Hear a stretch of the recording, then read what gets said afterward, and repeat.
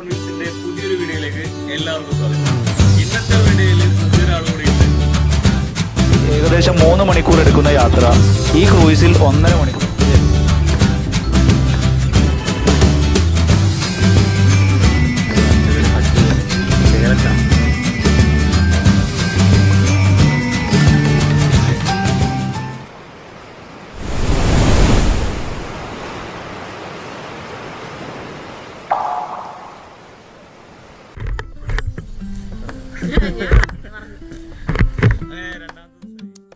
രാവിലെ എണീച്ച് 8 മണിക്ക് എഴുന്നേറ്റ് നമ്മൾ ഇന്ന് എലിഫന്റ് ബീച്ചിലേക്ക് പോവാണ്. എലിഫന്റ് ബീച്ചിന് പോകുന്നതിന് മുമ്പ് നമ്മൾ ഹോട്ടലിൽ ബഫെ ബ്രേക്ക്ഫാസ്റ്റ് കഴിക്കാൻ പോയിക്കൊണ്ടിരിക്കുകയാണ് അല്ലേ? ബഫെ ബ്രേക്ക്ഫാസ്റ്റ് എങ്ങനെയായിരിക്കും? അത് നല്ലതായിരിക്കും പ്രതീക്ഷിക്കുന്നു. ഒരു ഐഡിയ ഇല്ല, എന്തൊക്കെയാണ് ഉണ്ടാവുക അറിയില്ല. നമ്മൾ ഭക്ഷണം കഴിക്കാൻ പോയിക്കൊണ്ടിരിക്കുകയാണ്. 8:30 നമ്മുടെ ക്യാബ് വരും എലിഫന്റ് ബീച്ചിലേക്ക് പോകാൻ വേണ്ടിയിട്ട്. അപ്പോൾ ഇന്നത്തെ ആക്ടിവിറ്റി ഫുൾ എലിഫന്റ് ബീച്ചിലാണ്. എലിഫന്റ് ബീച്ചിൽ പോയിട്ട് ഒരു ഉച്ചയൊക്കെ ആകുമ്പോഴത്തേക്കും തിരിച്ചെന്നാണ് പറയുന്നത്. അതിനുശേഷം ഇവിടെ തന്നെയാണ്, പരിപാടിയൊന്നുമില്ല.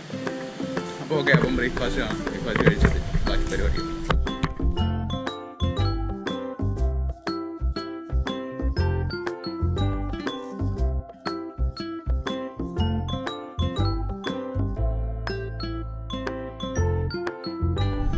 നമ്മൾ ബ്രേക്ക്ഫാസ്റ്റ് ഒക്കെ കഴിഞ്ഞിട്ട് എലിഫന്റ് ബീച്ചിലേക്കുള്ള യാത്ര തുടങ്ങി കഴിഞ്ഞു അല്ലേ? ബ്രേക്ക്ഫാസ്റ്റ് ഒക്കെ ഉണ്ടായി. അതെ, ഇഡലി, ഉപ്മാവ്, ബ്രെഡ്, മുട്ട, ചന ഭട്ടൂര, ഫ്രൂട്ട്സ്, കേക്ക്, അങ്ങനെ ഏകദേശം ഇങ്ങനത്തെ ഐറ്റംസ് എല്ലാം ഉണ്ടായിരുന്നു. നല്ല രീതിയിൽ ഫുഡ് കഴിച്ചു. ഇനി എലിഫന്റ് ബീച്ചിൽ പോയി കഴിഞ്ഞാൽ അവിടെ കാര്യമായിട്ട് കറികളൊന്നും ഉണ്ടാകുമെന്നാണ് പറഞ്ഞിട്ടുള്ളത്. അപ്പോൾ ഉച്ചക്ക് തിരിച്ചെത്തിയിട്ടായിരിക്കും ഇനി ഫുഡ് കഴിക്കുന്നത്. അപ്പോൾ അതുവരെയുള്ള ഫുഡ് സ്റ്റോർ ചെയ്തിട്ടുണ്ട് വയറ്റിൽ. എലിഫന്റ് ബീച്ചിലേക്ക് അപ്പോൾ നമ്മൾ പോയിക്കൊണ്ട് നമ്മളെ ക്യാബ് എത്തി. ഇപ്പം 8:50 ആയി. അപ്പം നമ്മൾ പോയിക്കൊണ്ടിരിക്കുകയാണ്. ഇനി അവിടെ ഫെറിയിൽ പോയിട്ട് അവിടെ നിന്ന് ബോട്ടിനാണ് അങ്ങോട്ടേക്ക് പോകേണ്ടത്. അപ്പം കാഴ്ചകൾ കാണാം.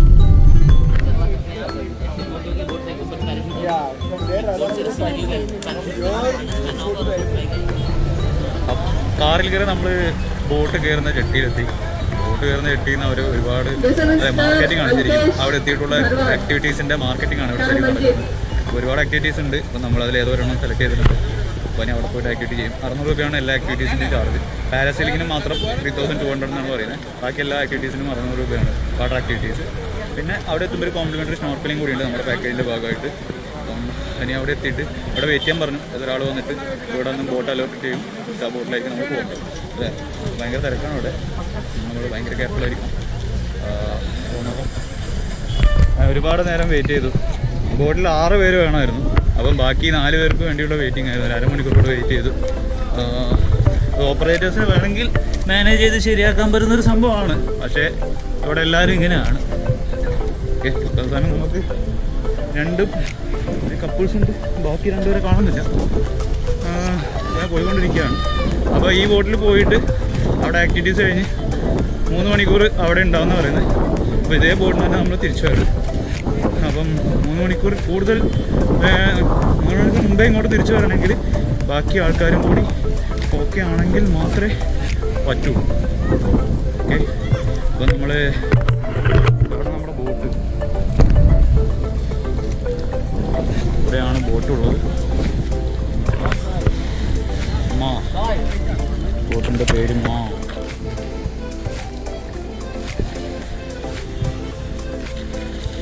വേഗം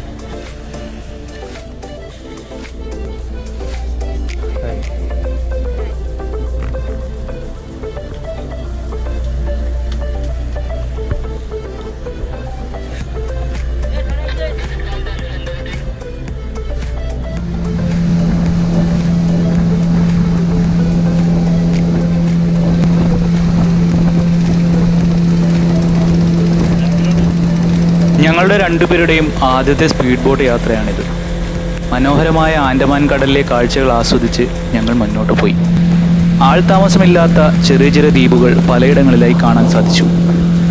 കാലാപാനി സിനിമയിൽ ലാലേട്ടനും പ്രഭുവും നീന്തിക്കയറുന്ന സീൻ മനസ്സിൽ വന്നു. ഇനി അവർ നീന്തിക്കയറിയത് ഇവിടെ വല്ലതും ആയിരിക്കുമോ? പണ്ടുകാലത്ത് ഈ ദ്വീപിൽ ആനകളുണ്ടായിരുന്നു.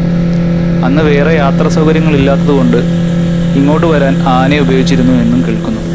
ഈ കാരണത്താലാണ് എലിഫന്റ് ബീച്ചിന് ആ പേര് വന്നത്. എന്തായാലും ഇപ്പോൾ ഇവിടെ ആന ഒന്നുമില്ല. അങ്ങനെ കാഴ്ചകളൊക്കെ കണ്ട് 15 മിനിറ്റിൻ്റെ യാത്രയ്ക്ക് ശേഷം ഞങ്ങൾ എലിഫന്റ് ബീച്ചിൽ എത്തിച്ചേർന്നു.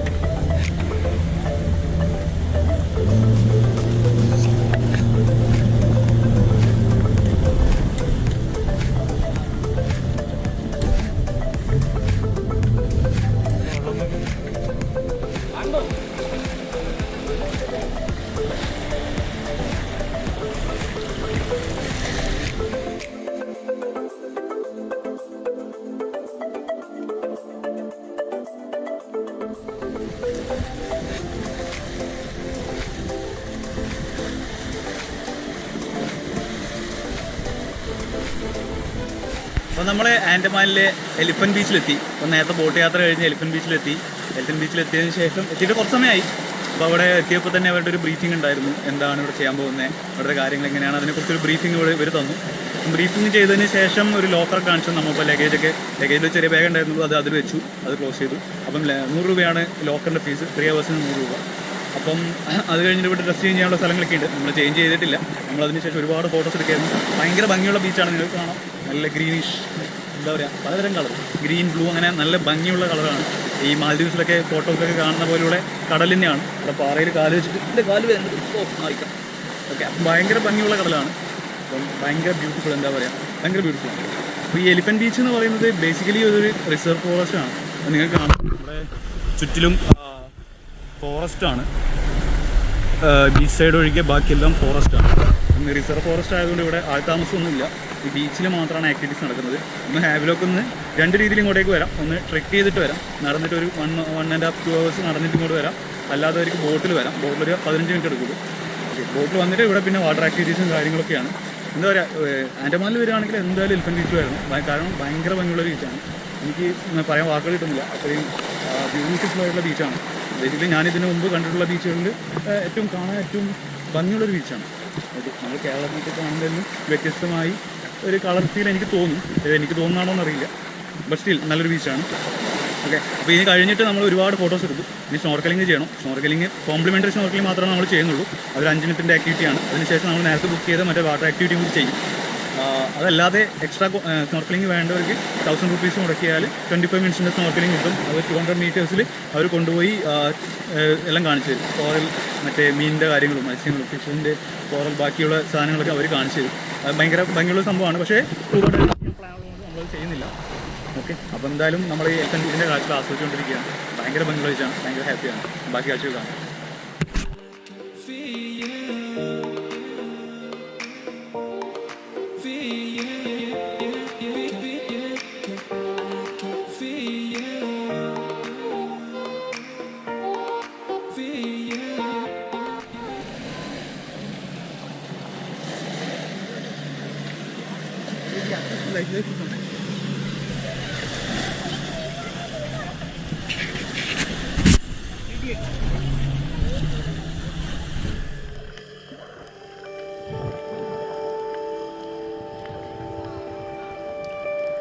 സ്നോർക്കലിംഗ്, കടലിൻ്റെ ഉപരിതലത്തിൽ കൂടെ സ്വിമ്മിംഗ് സ്യൂട്ടും ഡൈവിംഗ് മാസ്കും പിന്നെ ശ്വാസം എടുക്കാനുള്ള ഒരു ട്യൂബുമൊക്കെ ഇട്ട് 200 മീറ്ററോളം കടലിലേക്ക് നീന്തിപ്പോയി അടുത്തട്ടിലെ കാഴ്ചകൾ കാണുന്ന ആക്ടിവിറ്റിയാണ് സ്നോർക്കലിംഗ്.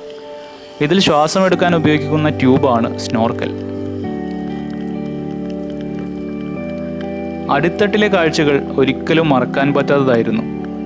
ഫോട്ടോയിലും വീഡിയോയിലുമൊക്കെ മാത്രം കണ്ടിരുന്ന പലതരം പവിഴപ്പുറ്റുകൾ ഇവിടെ കയ്യെത്തും ദൂരത്ത് കണ്ട് കണ്ണു തള്ളിയിരുന്നപ്പോഴാണ് കാണാൻ ഭംഗിയുള്ള മത്സ്യങ്ങളുടെ ഒരു വലിയ കൂട്ടം ഞങ്ങളുടെ അടുത്തേക്ക് വന്നത്.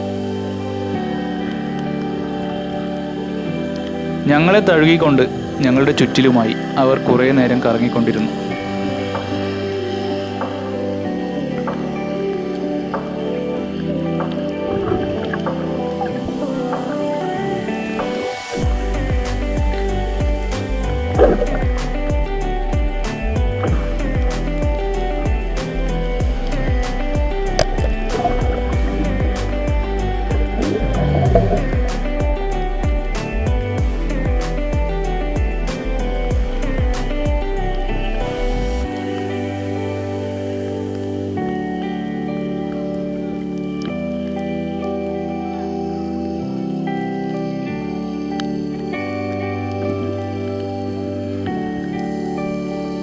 സ്നോർക്കലിംഗ് ചെയ്യാൻ നീന്തലറിയേണ്ട ആവശ്യമില്ല.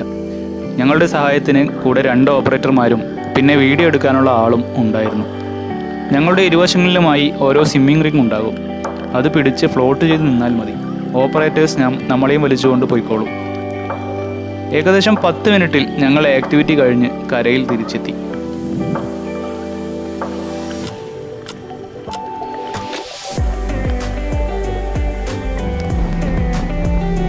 തിരിച്ചു പോകാനുള്ള സമയമായതിനാൽ പെട്ടെന്ന് തന്നെ 2ാമത്തെ ആക്ടിവിറ്റിയും തീർത്ത് ഞങ്ങൾ ബോട്ടിൽ കയറി. കപ്പിൾ റൗണ്ട് ട്യൂബ് റൈഡായിരുന്നു ഞങ്ങൾ ചെയ്ത 2ാമത്തെ ആക്ടിവിറ്റി. ഗോപ്രോ ക്യാമറ എടുക്കാൻ സമ്മതിക്കാത്തതിനാൽ ഞങ്ങൾക്കത് റെക്കോർഡ് ചെയ്യാൻ പറ്റിയില്ല. അങ്ങനെ ഒരു പിടി മറക്കാൻ പറ്റാത്ത അനുഭവങ്ങളുമായി ഞങ്ങൾ തിരിച്ചുള്ള യാത്ര തുടങ്ങി. ബോട്ട് ഞങ്ങളെയും കൊണ്ട് ഹാവ്ലോക്കിലേക്ക് കുതിച്ചു. എങ്കിലും വെയിൽ കാരണം എല്ലാവരും ക്ഷീണിച്ചിരുന്നു.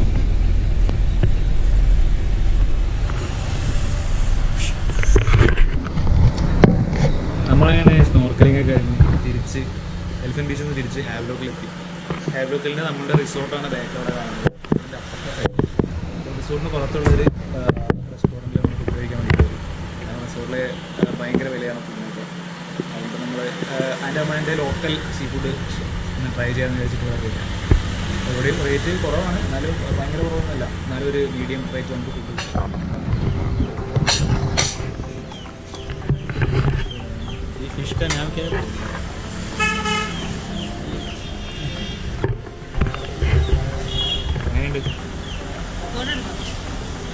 ഫോട്ടോ ഒന്നും എടുത്തില്ല.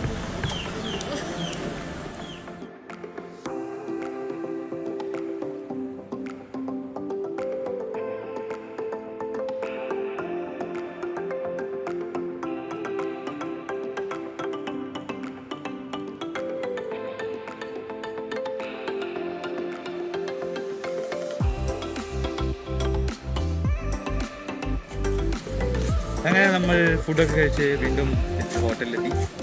ഫുഡ് ഞാൻ വാങ്ങിച്ച ഫ്രൈഡ് റൈസ് കൊള്ളായിരുന്നു. 5 വാങ്ങിച്ച സ്റ്റീം റൈസ് ഹോട്ടൽക്കുള്ളിലായിരുന്നു.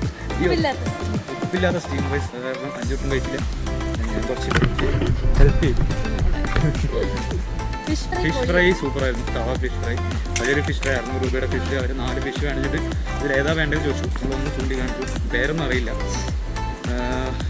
അതുപോലെ ഫിഷ് മസാല അല്ലേ, ഫിഷ് മസാല വാങ്ങിച്ചു. അതൊരു ഏവറേജ് മാത്രമേ ഉള്ളൂ, അത് കൂടുതലൊന്നുമില്ല. അങ്ങനെ വീണ്ടും നമ്മുടെ റൂമിലെത്തി.